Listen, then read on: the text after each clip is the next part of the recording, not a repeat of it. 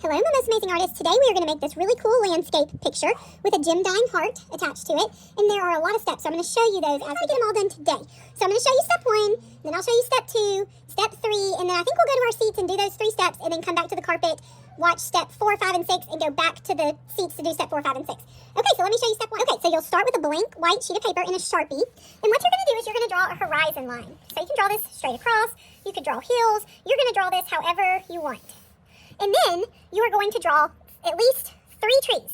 Now the ones in the background need to be little, the ones in the middle ground will be a little bit bigger, and ones in the foreground will be large. So this is going to be my one in the background,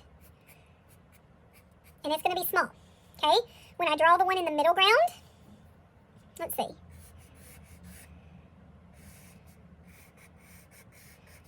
It's going to be medium, and my one in the foreground, which is my biggest one, it's going to look really big, because it's the closest one to us. Now, I should have done my horizon line after I did my trees because I really shouldn't be able to see it through there, but I'm just going to do my best to kind of cover it up. So you may want to draw your trees first. I think I told you guys that wrong. So just adding some branches. My tree that's the biggest one, that is the closest, it should have the most detail. But I don't want to spend too much time drawing trees because I have a lot of other steps to do. Okay, so I might draw a few more little details here. You might want to think about the different types of trees that there are. Your picture may be summery. I'm just kind of making mine wintry. What you're going to do now is you're going to wad up your paper. So this is step 2. Step 1 is to draw your landscape with a large, a medium, and a small tree.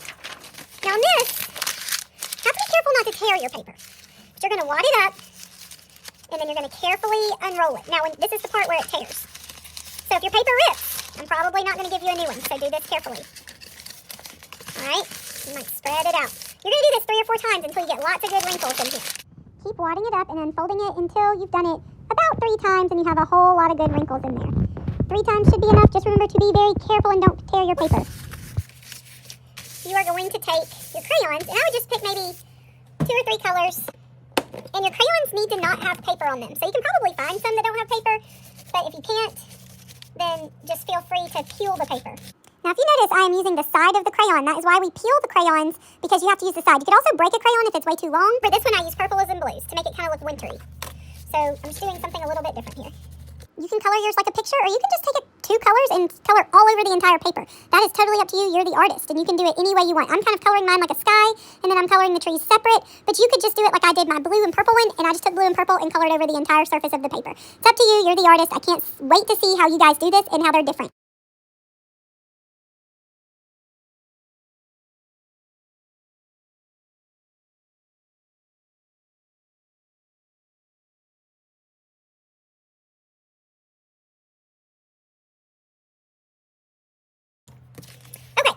Leave this white like it's snow, and what I'm going to do is I am going to pick any color construction paper. I'm going to write my name on it. So I'm going to put M. Kilgore, put your teacher code, so 2B for Bradier, 2F for fuel, and then I'm going to put glue on my smaller sheet of paper. Now, we are going to be using regular glue. Okay, you might want to make sure your glue's breathing. Alright, so remember, find the edge, come in. I like to just move my hand really fast. I never go all the way to the edge. I make a frame, and then I put an X in the middle, and then I'm done. It's really hard to see because that's white glue on white paper. All right, then I'm going to flip it over, and you need to eyeball this before you stick it down. You want to put it in there and have it be pretty even, okay? Then what I like to do once I kind of stick it on there, is I like flip it to the back and really massage. Okay, now while this is drying, I want you to come back to the carpet, and I'm going to show you step 4, 5, and 6. Okay, so now you're going to pick any color small construction paper that you think that will go with your project so far. And you are going to draw a heart as big as you can draw it. So you can turn it this way or this way. I think I'm going to go this way. So you just do kind of like a candy cane.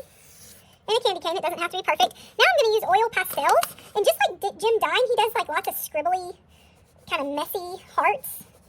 So I'm just going to scribble in here until I get it like I like it. You can use different colors. But again, I'm thinking about what this looks like. And I want to pick something that's going to go well with it.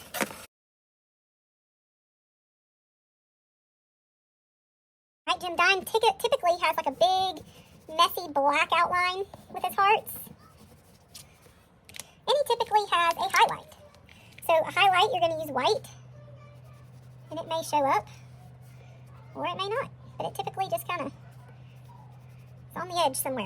All right, now you're going to cut your heart out, and you are going to glue it down anywhere on your paper. You can pick a place, glue it down, and then these will be done. Now another option is you might draw 2 or 3 little hearts, and then you may place your hearts around. You're the artist, so remember when I show you things in here, they're just suggestions, and you may have something else that you want to do that you like better. Alright, so I'm cutting my heart out. And I'm hoping that we can get this done today, guys. Now a bunch of my black line got cut off, so I think I probably will add that back on. You can just glue this anywhere you want. Maybe there's a tree you don't like, you can cover it up. Okay, and same thing. You never want to glue on the edge. You'll be able to see the glue here better.